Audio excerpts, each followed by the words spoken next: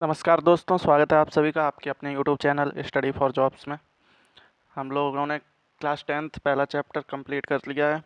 आज दूसरा चैप्टर शुरू होगा जिसका पार्ट 1 आ जाएगा, जिसमें हम लोग जयशंकर प्रसाद जी का जीवन परिचय पढ़ेंगे। जयशंकर प्रसाद जी द्वारा रचित दूसरा चैप्टर का नाम है ममता। ठीक है, आज हम पढ़ेंगे इनका जीवन परिचय। फिर जो सेकेंड पार्ट आएगा, फिर उसमें हम लोग क्या पढ़ेंगे, जो भी चैप्टर है उसके गद्यांश जो भी महत्वपूर्ण होंगे, और जो आपकी बुक में बहुविकल्पीय प्रश्न दिए गए होंगे वो सभी हम लोग करेंगे। ठीक है, तो इम्पोर्टेंट वीडियो रहने वाला है, क्योंकि जयशंकर प्रसाद जी का जीवन परिचय इम्पोर्टेंट है आपके सिलेबस में। हो सकता है आपके लिए यहाँ से क्वेश्चन बन जाए, और आपके लिए ये वीडियो 5 नंबर का हो सकता है। आराम से देखिएगा एक एक पॉइंट।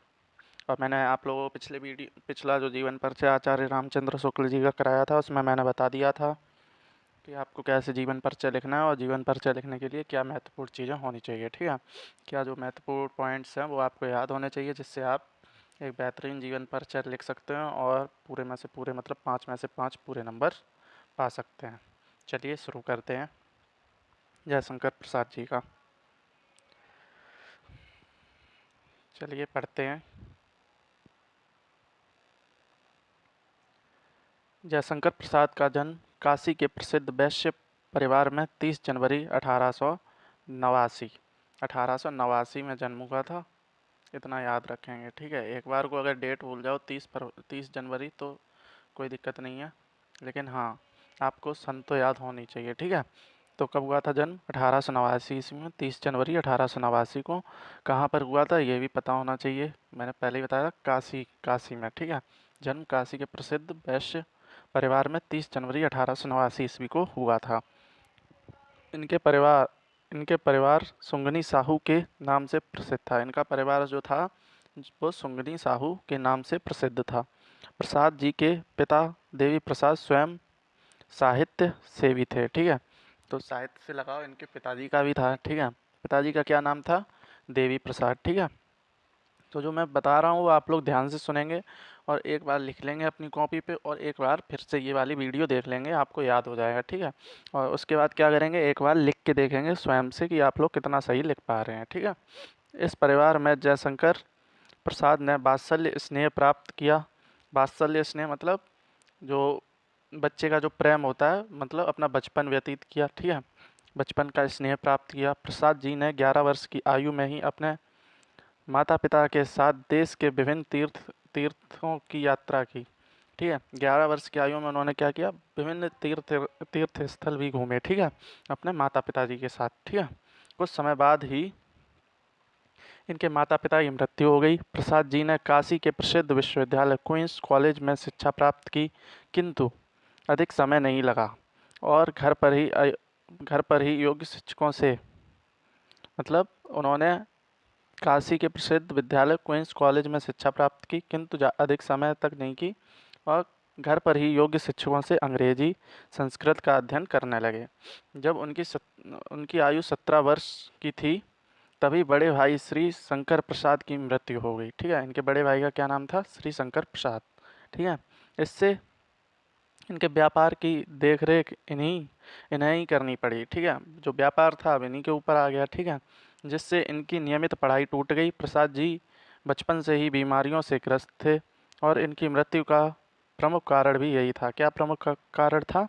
कि ये बचपन से ही बीमारियों से ग्रस्त थे, तो शरीर भी इनका कमज़ोर था, जिससे यही इनकी मृत्यु का कारण था। ठीक है, स्वास्थ्य की दुरुस्ती के लिए प्रयत्नशील रहते हुए भी पीड़ा होने के कारण 15 नवंबर 1937 को 47 वर्ष की आयु में उनका निधन हो गया। ठीक है, अब हम यहाँ से कुछ पॉइंट्स देखेंगे जो आपको याद रखने हैं। देखो, 1889 में जन्म, ये हो गया जन्म। ठीक है, जन्म हो गया 1889, 30 जनवरी। ठीक है, ये याद रखेंगे। और मृत्यु कब हुई? 15 नवंबर 1937 को। मृत्यु 15 नवंबर 1937। ठीक है, इतना आप लोगों को तो याद रखना है, बहुत ज़रूरी है। ठीक है, ये हो गई बात जयशंकर प्रसाद जी की। पिताजी का नाम देवी प्रसाद और इनके बड़े भाई का श्री शंकर प्रसाद। ठीक है, इतना ध्यान रखेंगे सभी लोग। और एक बार फिर से पढ़ लेंगे खुद से या फिर दोबारा वीडियो देख लेंगे, जिससे आपका बिल्कुल क्लियर हो जाएगा। आगे नेक्स्ट देखते हैं।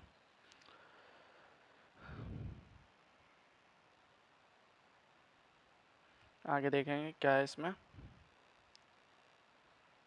उतना आप लोगों को क्लियर हो गया होगा। आगे है प्रसाद जी के विषय अभिरुचियों में भी उनका क्षेत्र अति व्यापक रहा।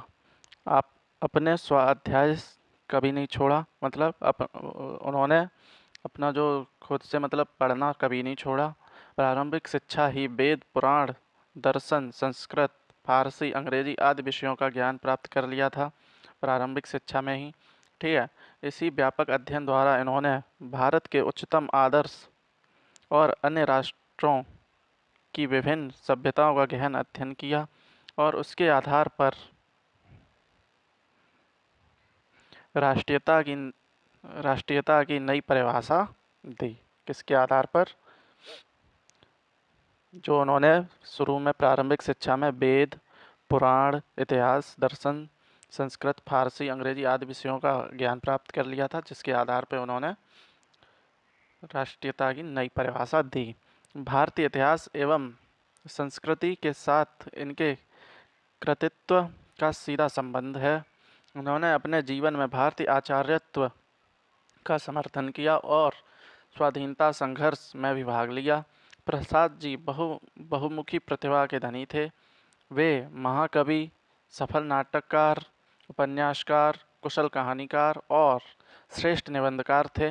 इनकी कृतियां निम्नलिखित हैं। ठीक है, मैंने पिछला जो जीवन परिचय कराया था शुक्ल जी का, उसमें बताया था आपको 4-5 कृति तो सबकी याद होनी चाहिए जिसका आप जीवन परिचय लिख रहे हैं। ठीक है, क्या क्या कृति हैं इनकी याद करेंगे। साथ ही साथ नाटक हैं स्कंदगुप्त, चंद्रगुप्त, ध्रुव स्वामिनी, विशाख, राजश्री, अजातशत्रु, जन्मेजय का नागयज्ञ, कामना, एक घूंट, मृण्मय एवं प्राचीन वैभव आदि हैं। अब देखो आप लोगों को कौन कौन सा याद करना है। स्कंदगुप्त याद करना है, चंद्रगुप्त, ध्रुव स्वामिनी, राजश्री, अजातशत्रु, जन्मेजय का नागयज्ञ और एक ये एक घूंट। ठीक है, 1 2 3 4 5 6 7 ये याद करने हैं। ये इनके क्या है, नाटक हैं। ठीक है, इतना याद रखेंगे। दूसरा है कहानी संग्रह। कहानी संग्रह क्या क्या है? प्रतिध्वनि, आकाशदीप, इंद्रजाल एवं अन्य प्रमुख कहानी संग्रह। तो आप इसमें आकाशदीप और इंद्रजाल ये दोनों याद करेंगे। ठीक है, काव्य में क्या क्या है इनका। ठीक है, ये तो हो गया नाटक और कहानी संग्रह। अब देखें काव्य में। काव्य में है कामायनी जो कि महाकाव्य है, झरना, लहर, आंसू, महाराणा का महत्व, केवल सुमित्रा आदि प्रसिद्ध काव्य ग्रंथ हैं। अब इसमें क्या क्या याद कर रखेंगे? कामायनी याद रखेंगे, झरना झरना लहर आंसू, ये 4 याद रखें। कामायनी, झरना, लहर, आंसू किसके हैं?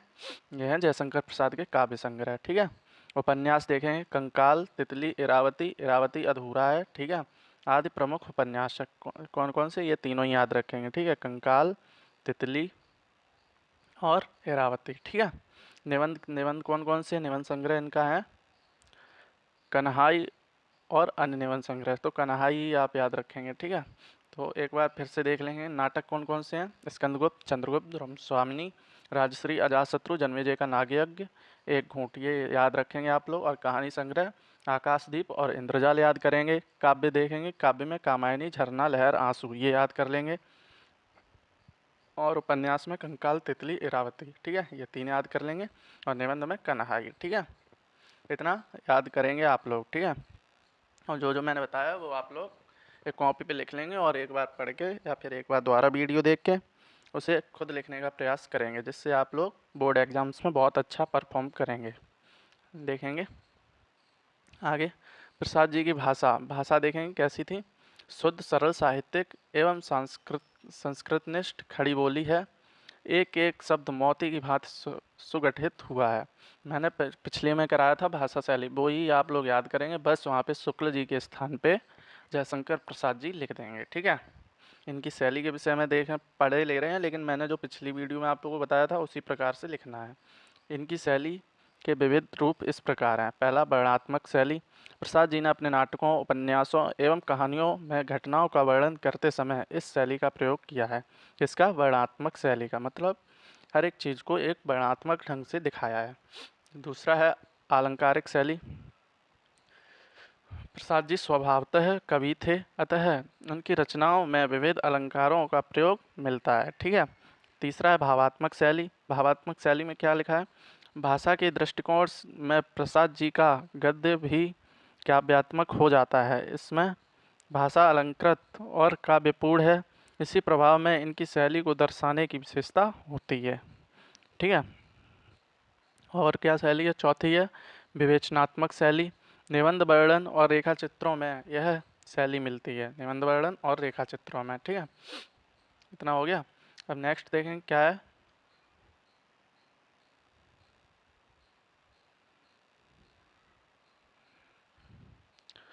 इसके अतिरिक्त स्मृति शैली, संवाद शैली, विवेचनात्मक शैली और अनुभवात्मक शैली का प्रयोग भी प्रसाद जी ने किया है। अब जो चैप्टर है उसके बारे में पढ़ लेंगे। क्या है? प्रसंग ममता शीर्षक कहानी में प्रसाद जी ने भारतीय नारी के आदर्शों को दर्शाते हुए उसकी बेचैनी एवं त्यागमय स्थिति का सुंदर चित्रण प्रस्तुत किया है। ममता विपरीत परिस्थितियों में भी अपने स्वाभिमान की रक्षा करते हुए अपने कर्तव्य एवं धर्म का पालन करती है। ठीक है, ये होगा आपका नेक्स्ट चैप्टर ममता। तो अगले भाग में हम लोग पढ़ेंगे क्या, जो भी महत्वपूर्ण गद्यांश होंगे हम लोग वो पढ़ेंगे। ठीक है, तो उम्मीद है आप लोगों को ये समझ में आया होगा। एक बार आप लोग खुद लिख के देखेंगे और देखेंगे आप लोग कितना कर पा रहे हैं। और हमारे चैनल स्टडी फॉर जॉब्स को जो भी नया हो वो सब्सक्राइब कर ले। ठीक है, और शेयर कर दे। आपको पूरी हिंदी इस पे कराई जाएगी और भी जो भी 10th की क्लास हैं वो भी चल रही हैं। ठीक है, सब्सक्राइब कर लेना। वीडियो पसंद आई हो लाइक कर देना और शेयर कर देना। ठीक है, मिलते हैं नेक्स्ट पार्ट में। नेक्स्ट पार्ट में हम लोग पढ़ेंगे जो भी महत्वपूर्ण, जो भी आपके बोर्ड एग्जाम से रिलेटेड महत्वपूर्ण गद्यांश हैं वो पढ़ेंगे। और उम्मीद करता हूँ आप लोग एक बार चैप्टर स्वयं पढ़ के आएंगे, जिससे आपको जो भी मैं गद्यांश कराऊंगा वो आपको बिल्कुल समझ आएंगे। आप लोग नोट्स बनाते हुए चलेंगे, क्योंकि जब अंतिम टाइम होगा, जब आपके बोर्ड एग्जाम्स आने वाले होंगे तो मैं रिवीजन करा दूंगा। व्हाट्सएप चैनल पिन है कमेंट बॉक्स में, आप लोग उसे व्हाट्सएप चैनल को ज्वाइन कर लें, जिससे आपको क्लास की अपडेट मिलती रहेगी। ठीक है, मिलते हैं नेक्स्ट पार्ट में, तब तक के लिए नमस्कार।